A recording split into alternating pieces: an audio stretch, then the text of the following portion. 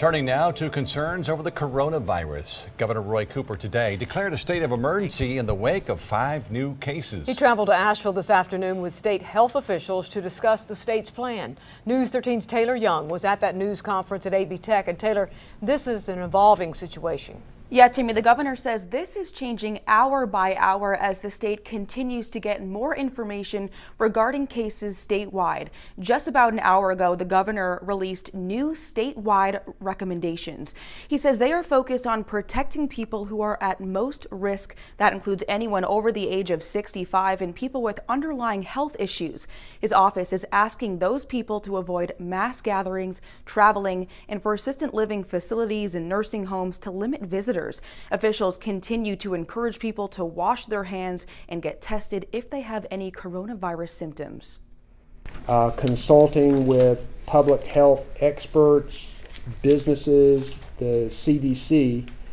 On the basis of that, we are announcing a list of new recommendations, and I have declared an emergency order for the state of North Carolina. And by declaring this an emergency, the state now has better access to funding to prevent the virus from spreading. It also activates the state's price gouging law and encourages health providers to waive co-payments. And right now the state says there are no cases in Western North Carolina, and it says this is rapidly evolving and they could be releasing more recommendations as they learn more. We begin with the latest on the coronavirus, which has now claimed at least 29 lives across the country. Most of those deaths, 23, have been at nursing homes in Washington state. The governor there is now restricting access to nursing homes. And in our area, senior living centers and nursing homes are also taking steps to protect the most vulnerable population from the threat of coronavirus. That includes limiting visiting hours and making sure that anyone entering their facilities answers a series of questions regarding their own health, travels, and recent encounters with anyone who might be sick. News 13's Karen Wynn visited one senior living community, empowering residents to help protect themselves. Here at Givens Gerber Park, each floor of each building is going to get its own cleaning supply kit that includes several pairs of rubber gloves, also some non-toxic antiviral cleaning solution, and plenty of paper towels. Not for cleaning glass, okay. Resident Yanicelli says coronavirus concerns have brought out the urge to clean at Givens Gerber Park. I'm so concerned because we are a pretty close community here and we're interacting all the time, and we know so little about this virus. But the overabundant cleaning had problems. We have residents that are chemically sensitive or are sensitive to fragrance, and we found others that were going around spraying with various cleaners that might bother them. And we have some disposable sturdy cleaning towels. So the cleaning kits were put together for the community of nearly 300 residents. It felt prudent for us to go ahead and put together these cleaning kits for anyone who wants to volunteer to clean. Putting some of the power to stay healthy back in their own hands. I love having control over it.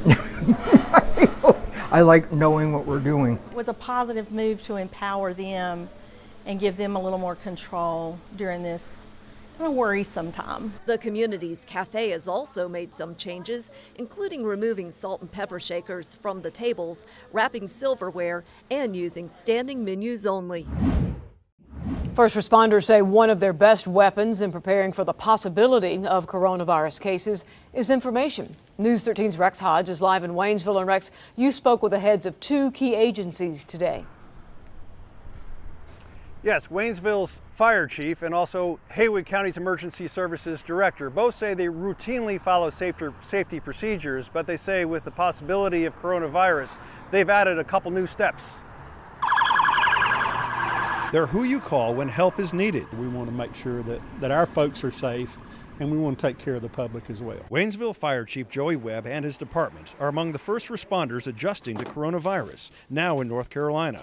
It's not in our mountains, but first responders have to prepare. We're taking the extra precaution and advising people, to to wear the proper PPE. PPE is our gloves and masks and things, especially motor vehicle crashes where there's blood involved. 911 dispatchers are asking more questions of callers. Where have you traveled? Where have you been? Have you been, some of your family travel out of the country? But the best protective equipment is interviewing folks and talking with them and finding out what their symptoms are prior to just jumping in there. Emergency Services Director Greg Shuping says those questions are important, especially now. When we see respiratory infections and we see fever and things like that, then we would, of course, take any necessary precautions to protect our responders. Shuping says that guides first responders to be ready with masks and gloves, needing to be triaged so supply doesn't run out.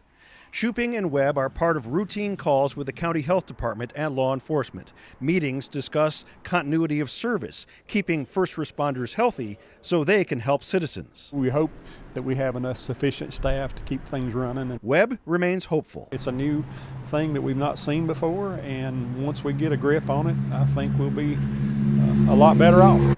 And Shuping says there are also discussions about some staff being able to work from home if necessary. Reporting live from Waynesville, Rex Hodge, News 13. The psychology